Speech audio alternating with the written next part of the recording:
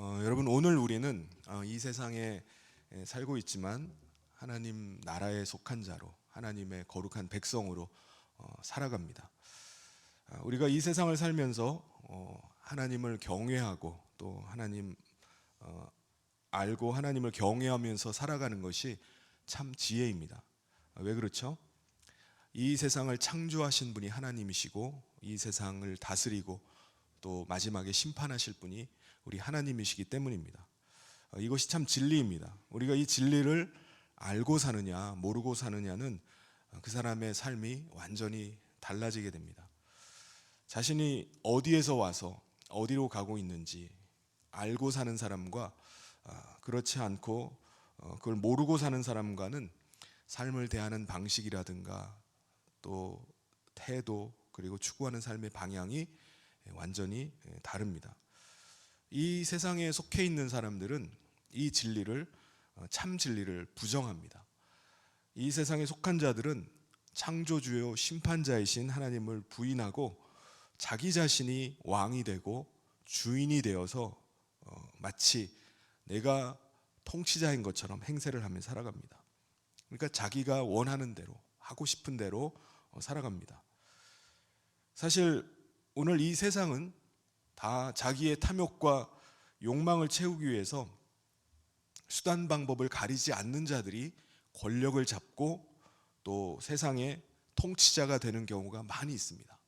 그래서 그런 사람들을 보면은 이게 악하게 살아가고 온갖 죄악을 저질러서라도 권력을 잡는 게 더 나은 거 아닌가라는 생각이 들 정도입니다.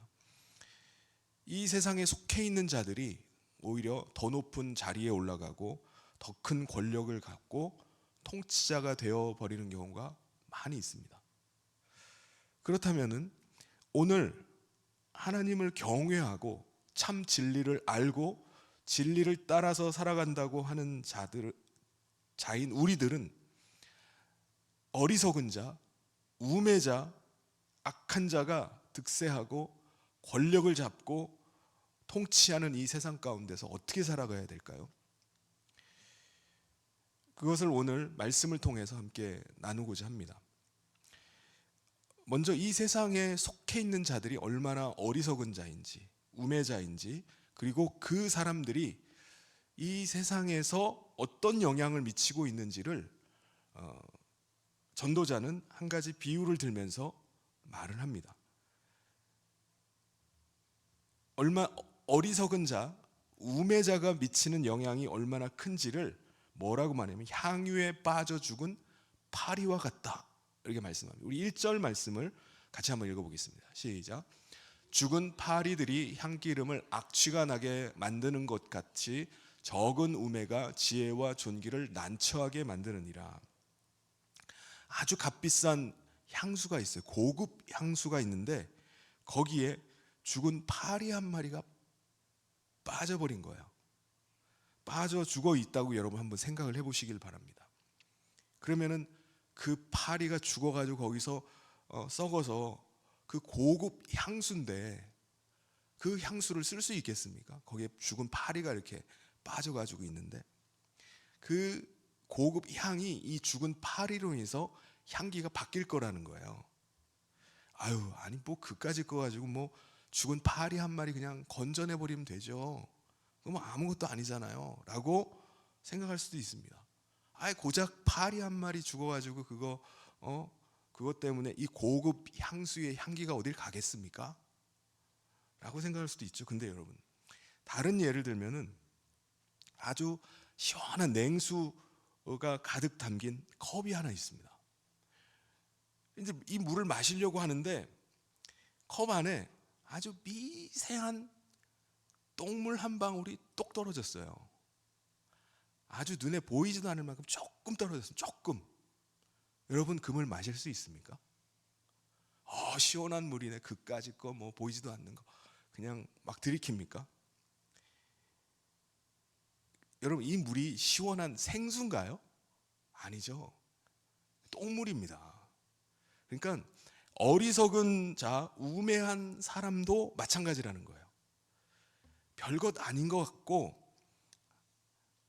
아닌 것 같지만은 아주 미세한 똥물 한 방울이 그물 전체를 마실 수 없게 만드는 것처럼 어리석은 자, 우매한 자, 이 통치자, 지도자 한 사람으로 인해서 나라가 망할 수도 있다는 거예요. 조직 전체가 그 지도자로 인해서 무너질 수 있다는 겁니다. 흔들릴 수 있다는 거예요.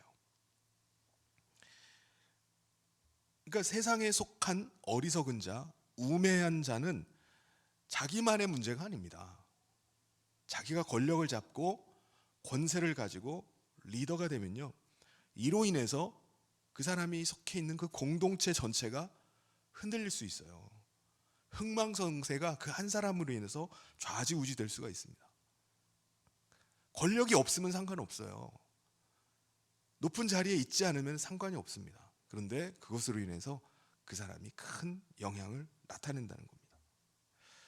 어리석은 자가 나라의 권력을 잡고 지도자가 되면 어떤 일이 벌어지는지를 우리 역사 속에서 찾아볼 수 있어요. 우리 나라를 봐도 볼 수가 있습니다.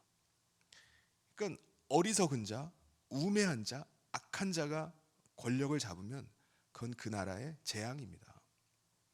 아유, 그냥 마시면 되죠. 뭐 그까짓 거 뭐 그거 조금 들어가 있는 그거 먹는다고 뭐 죽습니까?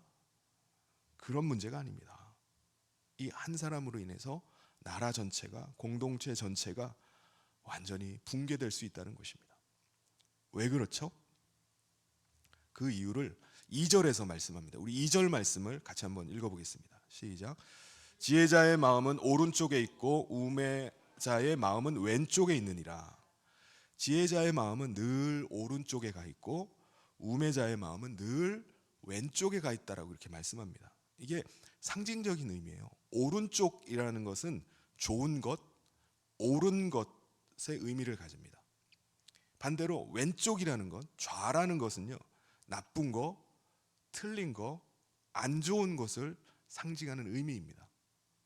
그래서 지혜로운 사람은 늘 좋은 것을 생각하는 거예요. 선한 것에 마음이 가 있는 겁니다.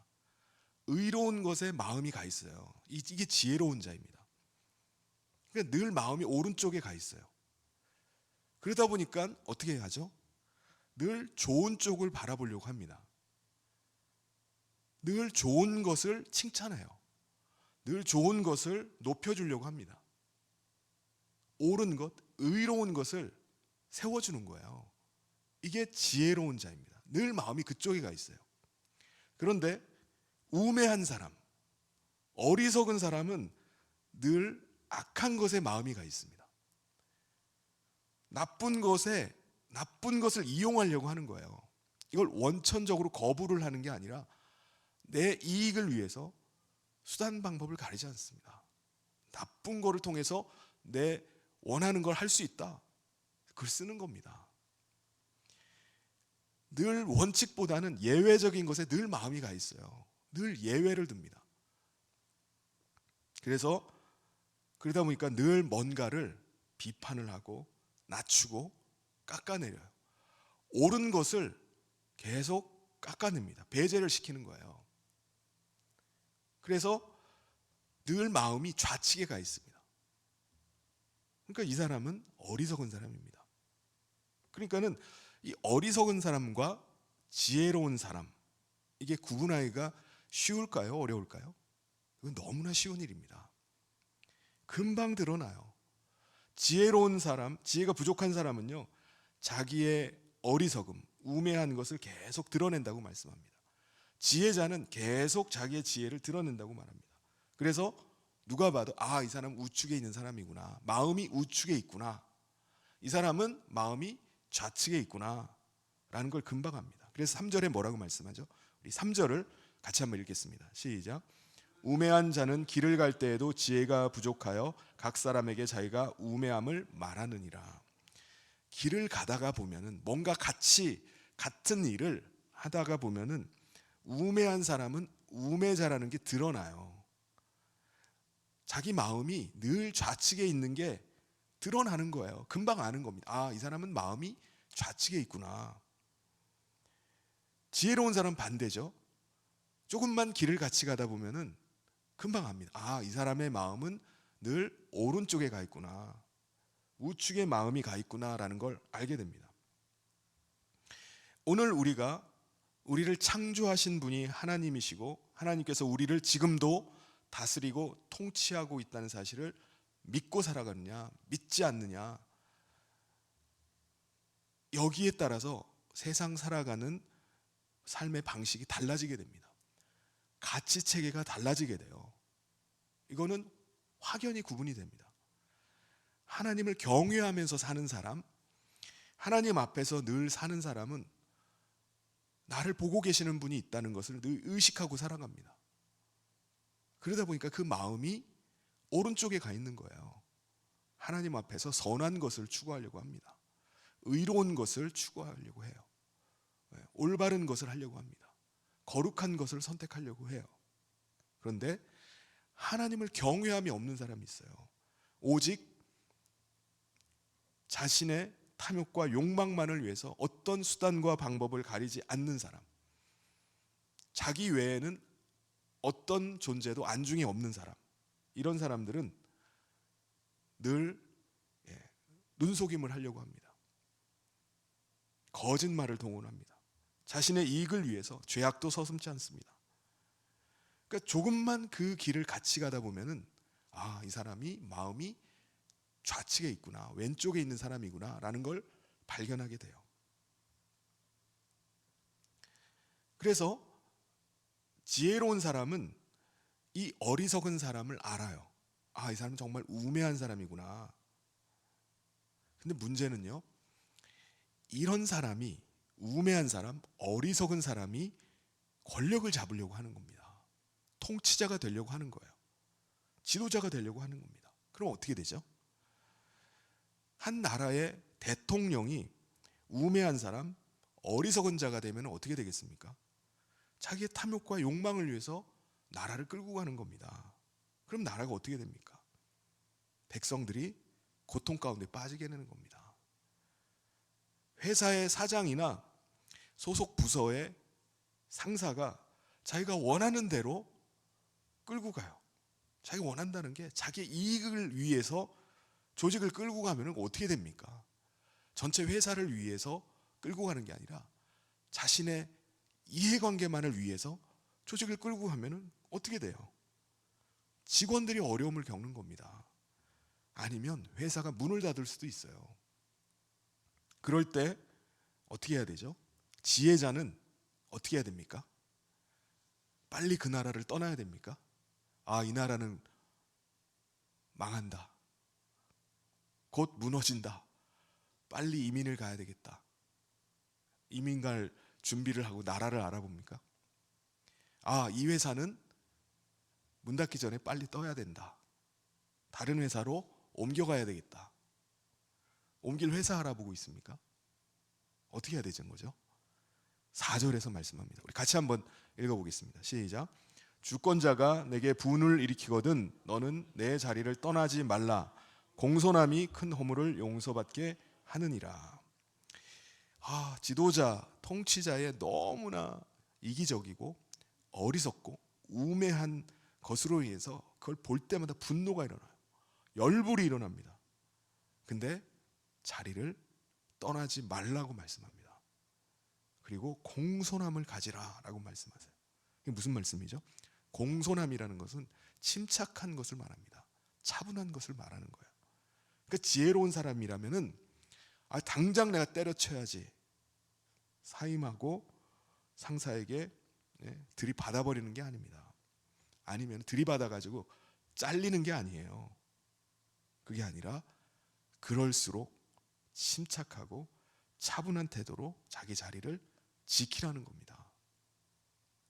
왜 그런 거죠? 우매한 주권자, 어리석은 지도자 옆에 지혜로운 자가 남아있지 않으면은 그로 인해서 큰 재앙이 닥칠 수 있기 때문이라는 겁니다. 지혜자가 있어야 되는데 지혜자가 어리석은 자, 우매한 자 꼴이 보기 싫어가지고 그의 어리석은 통치를 받기 싫어서 그냥 자리를 떠나버린다면 오히려 더 큰 화가 닥친다는 거예요. 지혜자가 있음으로 인해서 닥칠 큰 화를 그가 막을 수가 있다는 것입니다. 그런데 지혜로운 자의 이 마음, 오른쪽에 가 있는 이 마음과는 상관없이 우매한 자, 어리석은 통치자는 어떻게 통치하죠? 어리석은 지혜로운 자의 말에 귀를 기울이는 게 아니라 어리석은 자의 말에 늘 귀를 기울입니다. 그 사람 주변에 보면요, 아부하는 사람들 천지예요. 지혜로운 자가 그 주변에 있는 게 아니라 아첨하는 자들이 등용이 되고 아첨하는 자들이 자리를 차지할 가능성이 높아요. 그래서 어리석은 주권자가 어떤 일을 벌이게 된다고 말씀하죠? 우리 5절 말씀을 같이 한번 읽어보도록 하겠습니다. 시작. 내가 해 아래에서 한 가지 재난을 보았노니 곧 주권자에게서 나오는 허물이라. 지혜로운 자의 그 오른쪽에 가 있는 마음과 상관없이 지혜로운 주권자, 지도자였으면 당연히 지혜로운 자를 발탁을 하죠. 의로운 사람을 쓸 겁니다. 정직한 사람을 쓰려고 할 거예요. 권위를 인정할 줄 알고 질서를 지킬 줄 알고 조직을 위해서 충성할 수 있는 사람, 질서를 지키는 사람, 끝까지 자리를 지키려고 하는 사람, 이런 사람을 분별해서 쓸 거예요. 근데 어리석은 지도자, 우매한 주권자는 권력을 잡으면 이게 거꾸로 돌아가 버립니다. 상식이 무너지는 일들이 막 벌어져요. 전도서 10장 6절 7절 우리 같이 한번 읽어보도록 하겠습니다. 시작. 우매한 자가 크게 높은 지위들을 얻고 부자들이 낮은 지위에 앉는도다. 또 내가 보았노니 종들은 말을 타고 고관들은 종들처럼 땅에 걸어 다니는도다. 지금 말씀하고 있는 것들이 다 거꾸로 된 것들이에요. 여러분, 미국 사회를 보면요, PC주의가 사회에 퍼지게 되면 어떤 일이 벌어지는지를 우리에게 아주 명확하게 보여줍니다. 특정 분야의 사람들을 선발하는 과정에 보면 기준이, PC주의는요, 피부색이나 성별이나 인종이 되는 경우가 많이 있어요. 그 사람이 그 역할을 잘 할 만한 능력이 있느냐 여부는 상관없습니다. 그 사람이 흑인이기 때문에, 그 사람이 성소수자 이런 사람이기 때문에 라는 것으로 그 사람을 발탁하는 거예요. 그 역할을 감당하기에 무능한 사람인데도 불구하고 오직 그것만으로 그 사람을 발탁하는 겁니다. 그 일을 맡기는 거예요. 그러면은 정작 그 분야에 탁월한 능력을 가진 사람들은 피부색과 인종과 성별 때문에 다 배제가 되는 겁니다. 역차별을 당하는 거예요. 여러분, 공산주의자들이 권력을 잡으면은 모든 권세자, 권위자, 지식인들을 다 끌어내립니다. 대신에 누구를 등용시키죠? 없는 자, 가난한 자, 약한 자, 이런 사람들에게 권력을 주는 거예요. 자리에 앉히는 겁니다. 그 사회의 약자들, 이런 사람들이 주도하는 그런 사회, 그게 평등한 사회라고 말하는 거예요. 공산혁명이 일어난 나라들을 보면요, 권력을 잡으면 공산당이 권력을 잡자마자 대규모 숙청이 일어납니다. 중국이나 러시아, 캄보디아는 인구의 절반을 날려버렸어요. 다 죽여버립니다. 모든 자리에 있던 자들을 다 끌어내려요. 여러분, 부자가 나쁜 게 아니죠. 부를 가진 것이 나쁜 것이 결코 아닙니다. 그게 기준이 되어서 안 돼요. 부자는 나쁜 거야. 부를 가지고 있으면 그건 안 좋은 거야. 그 사람 끌어내려야 돼. 그 사람은 안 돼. 근데 여러분, 각 나라들을 보면은 큰 기업, 세계적인 대기업이 있는 나라들, 그 기업가가 있는 나라는 잘 삽니다. 국가가 부유해요. 부강합니다. 왜 그런 거죠? 그 대기업 하나로 해서 그 기업가만 배를 불리는 것이 아니라 그로 인해서 수많은 사람들이 먹고 살아갑니다. 제가 작년에 우리 총회에, 울산에서 총회가 있어가지고 울산에 갔더니 울산을 한번 이렇게 둘러봤어요. 큰 대기업들의 대규모 공장들이 어마어마하게 많이 있습니다. 중화공업 단지가 있고요. 자동차 공업, 수많은 공장들이 막 즐비해요. 이렇게 대규모의 큰 기업들이 있으니까는 거기에 관련돼서 일하는 사람들이 수십만 명입니다.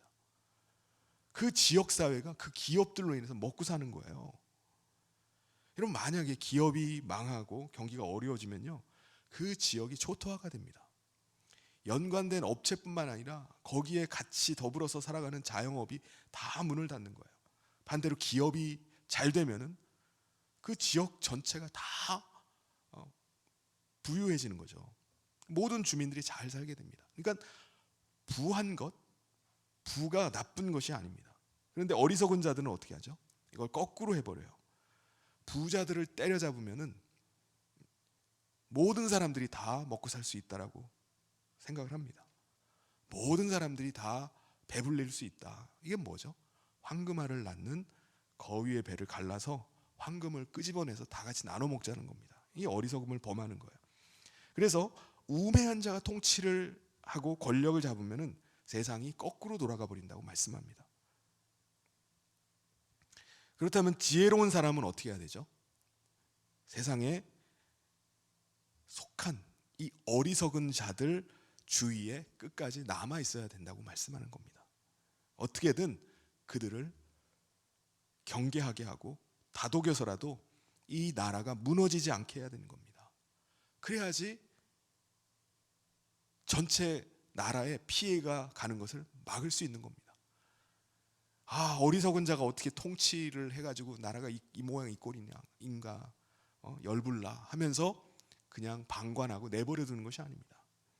하나님을 경외하는 자들이 자기의 자리를 지키는 겁니다. 자기에게 주어진 역할들을 감당해 나가는 겁니다.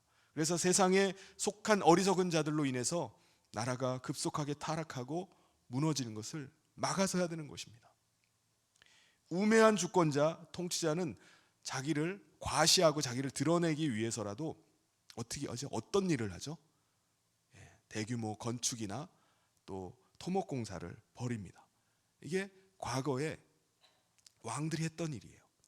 헤롯 대왕 같은 경우, 예수님이 태어나실 당시에 헤롯 대왕, 이스라엘의 수많은 유적지들, 건물들, 건축물들이 다 헤롯 대왕 때 만들어진 것들입니다. 그러니까 대규모 토목공사를 막 벌려요. 그것들을 위해서 어떻게 하죠? 백성들을 동원을 시킵니다. 구덩이를 파고 있던 기존의 담을 헐고 새로 쌓고 돌을 떠내가지고 돌을 다시 쌓고 나무를 잘라다가 건축을 하고 그러한 일들을 해요.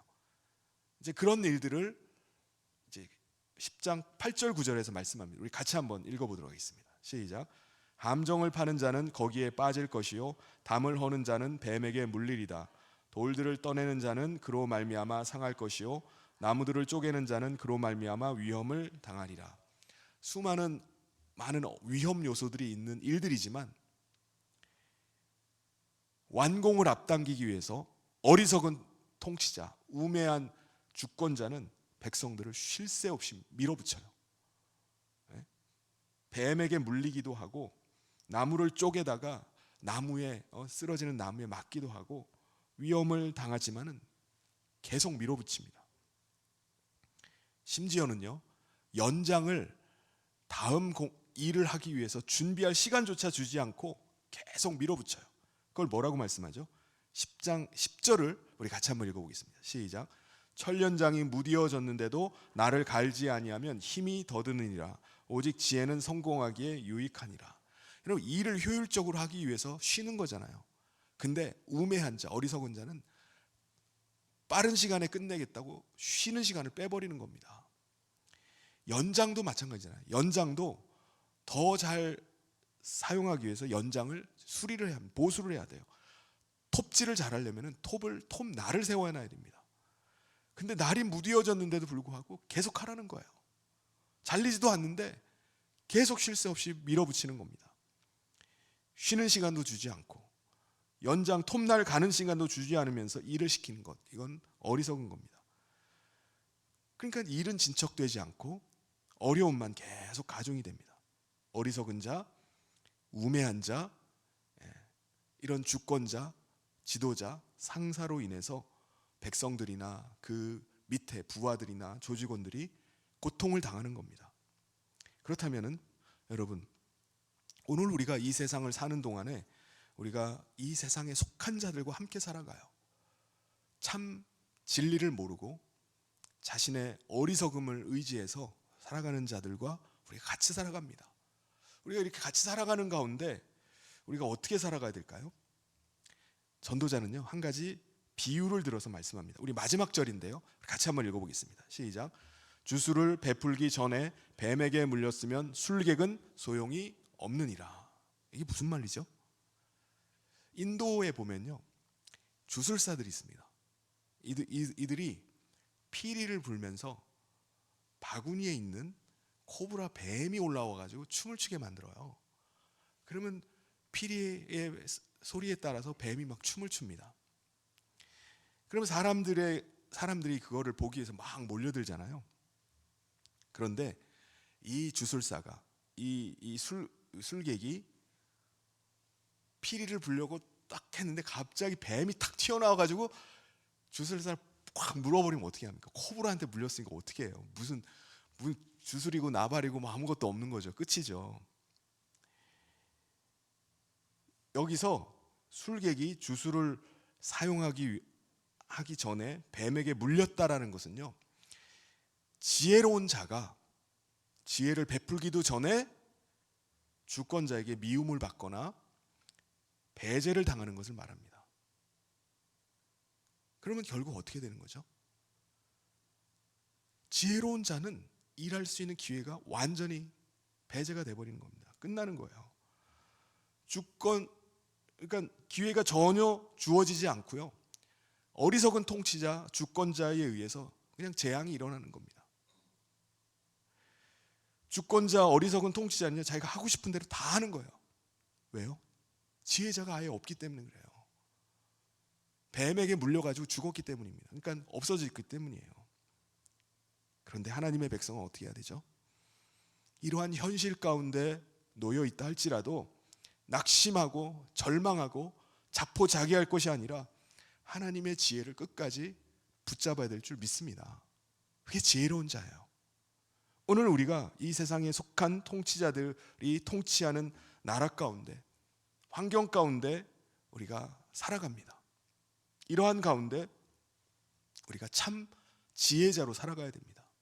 오늘 전도자가 말씀하고 있는 것처럼 끝까지 자리를 지켜야 돼요. 지혜자가 남아 있어야 됩니다. 그냥 어리석은 자를 따라 살아가는 게 아니에요. 아유, 나 혼자 한다고 해서 뭐 별 수 있나? 나도 그냥 어리석은 자들이 사는 것처럼 그렇게 살지 뭐. 나 혼자 뭐 한다고 해서 무슨 영향이 있겠나? 라고 그냥 자포자기해서는 안 됩니다. 우리는 어리석은 세상 가운데, 세상에 속한 자들 가운데서 지혜자로서의 사명을 감당해 가야 됩니다. 말씀 따라 살려고 하고 하나님의 진리를 따라 살려고 하고 애를 쓰는 거예요.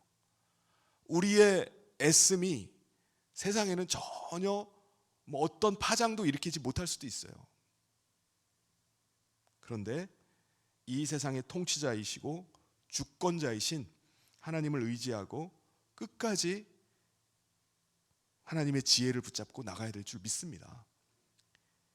나라가 흔들리고 혼란한 가운데 있다 할지라도 우리 믿는 자들이, 지혜로운 자들이 하나님 앞에 더 무릎을 꿇고 하나님의 도우심을 구해야 될 때인 줄 믿습니다.